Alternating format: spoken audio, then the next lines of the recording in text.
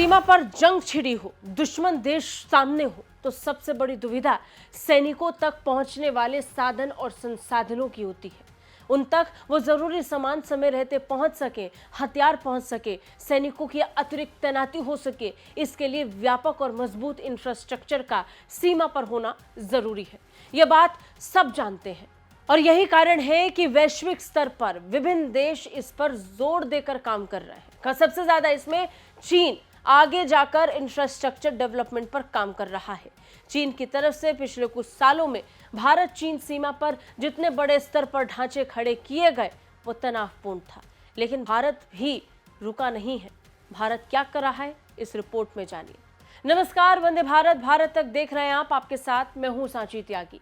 सीमा पर जरूरी बुनियादी ढांचों को बनाकर इस समय जरूरी है कि भारतीय सेना को और मजबूती दी जा सके, एक ऐसे इंफ्रास्ट्रक्चर के जरिए से जिसके जरिए सेना तक साधन संसाधन आराम से पहुंच सके।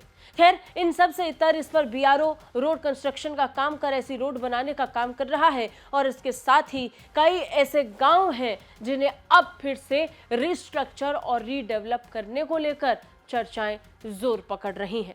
सीमा पर मौजूद गांवों तक जरूरी सुविधाएं पहुंचे और वो पूरी तरीके से तैयार हो, अब इन्हें लेकर काम शुरू हो चुका है। रक्षा मंत्री राजनाथ सिंह ने एक बयान में कहा कि हमारा उद्देश्य उत्तरी सीमाओं पर स्थित गांव, खासकर उत्तराखंड, हिमाचल प्रदेश और अरुणाचल प्रदेश में सीमित कनेक्टिविटी और बुनियादी ढांचे से पीड़ित गांव को आदर्श गांव में बदलना है। रक्षा मंत्री राजनाथ सिंह का यह बयान कहीं न कहीं देश को आश्वस्त कर रहा था।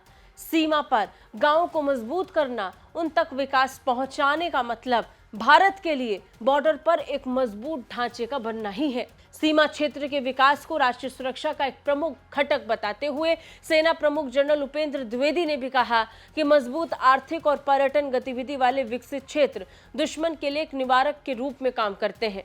सीमा क्षेत्र विकास पर एक सम्मेलन में बोलते हुए उन्होंने अपने बयान में कहा कि मूल रूप से विरोधी के दावों को खारिज करता है। दरअसल इस बात को समझना बहुत ज्यादा जरूरी है कि सीमा पर जो गांव है और वहां जो बसावट है, ये पक्का करने में काम आते हैं कि वहां पर असल हक किसका है। विवादित वाले क्षेत्रों में चीन ने पिछले कुछ समय में जबरदस्त तरीके से गांव के गांव बसा दिए हैं। गांव के गांव बसाने का मतलब चीन की कोशिश यही है कि वो डेमोग्राफिक लिहाज से ये क्लेम कर सके कि वहां उसके लोग रह रहे हैं।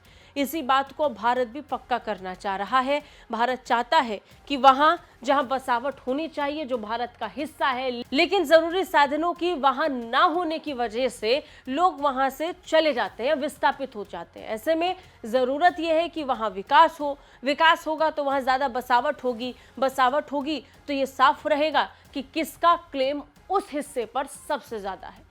यही कारण है कि विवादित हिस्सों पर मौजूद गांव को अब फिर से रिस्ट्रक्चर कर रीडेवलप किया जा रहा है। आपको क्या लगता है, कमेंट करके जरूर बताइए। जय हिंद।